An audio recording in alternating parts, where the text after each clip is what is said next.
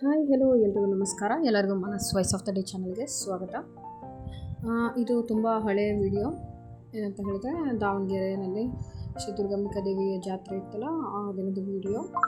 ನಾವು ಒಂದಿನ ದೇವಸ್ಥಾನಕ್ಕೆ ಹೋಗಿದ್ವಿ. ಅಂದರೆ ಜಾತ್ರೆ ದಿನ ಹೋಗೋದಕ್ಕೆ ತುಂಬ ರಶ್ ಇತ್ತು ಅಂತ ಹೇಳಿ, ಸೊ ಒಂದಿನ ಹೋದ್ವಿ. ಮತ್ತು ಅವತ್ತು ವಿಡಿಯೋ ಮಾಡೋದಕ್ಕಾಗಲಿಲ್ಲ. ಹಾಗಾಗಿ ಜಾತ್ರೆ ಮುಗಿದ 2 ದಿನಕ್ಕೆ ಹೋದ್ವಿ. ಅಂದರೆ ಫ್ರೈಡೇ ದಿನ ನಾವಿಲ್ಲಿ ದೇವಸ್ಥಾನಕ್ಕೆ ಹೋಗಿದ್ವಿ.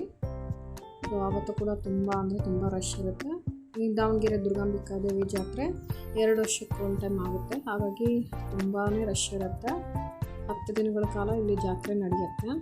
ನೋಡಿದ್ದು ನಮಗೆ ಮಂಗಳವಾರ ಬುಧವಾರ ಜಾತ್ರೆ ಇತ್ತು, ಬಟ್ ನಾವು ಹೋಗಿದ್ದು ಶುಕ್ರವಾರ ದಿನ. ತುಂಬಾ ರಶ್ ಇತ್ತು. ಕ್ಯೂವಲ್ಲಿ ನಿಂತ್ಕೊಂಡ್ವಿ. ತುಂಬ ದೂರದಿಂದ ಕ್ಯೂ ಇತ್ತು. ಪ್ರತಿದಿನ ಇಲ್ಲಿ ಸಂಜೆ ಟೈಮಲ್ಲಿ ಏನಂದರೆ ಸಾಂಸ್ಕೃತಿಕ ಕಾರ್ಯಕ್ರಮಗಳು ಕೂಡ ನಡೆಯುತ್ತೆ. ನಾವು ಹಾಗೆ ಕ್ಯೂವಲ್ಲೇ ನಿಂತ್ಕೊಂಡು ಡ್ಯಾನ್ಸ್ ಎಲ್ಲ ಅದನ್ನು ನೋಡ್ಕೊತ, ಭರತನಾಟ್ಯ ನೋಡಿಕೊಂಡು ನಾವು ಹೋಗ್ತಾ ಇದ್ವಿ.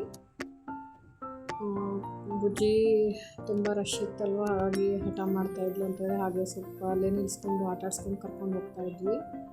ನಮ್ಮ ಮನೆ ಫ್ಯಾಮಿಲಿ ಎಲ್ಲರೂ ಸೇರ್ಕೊಂಡು ನಾವು ಹೋಗಿದ್ವಿ. ತುಂಬ ಅಂದರೆ ತುಂಬಾ ಕ್ಯೂ ಇತ್ತು. ಹೇಗೋ ಒಂದೂವರೆ ಗಂಟೆ ಆಗೋಯಿತು ಆಲ್ಮೋಸ್ಟು.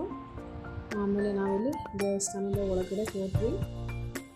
ಈ ಬಾರಿ ತುಂಬಾ ಚೆನ್ನಾಗಿ ಡೆಕೋರೇಷನ್ನ ಮಾಡಿದರು.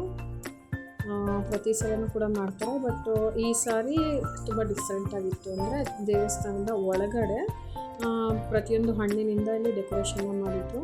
ಇದೇ ದೇವಿಯ ಒಂದು ಮೂರ್ತಿ. ನಾನು ಕೂಡ ಒಳಗಡೆ ಗರ್ಭಗುಡಿ ಒಳಗಡೆ ಹೋಗಿ ನಮಸ್ಕಾರ ಮಾಡಿಕೊಂಡು ಬಂದೆ.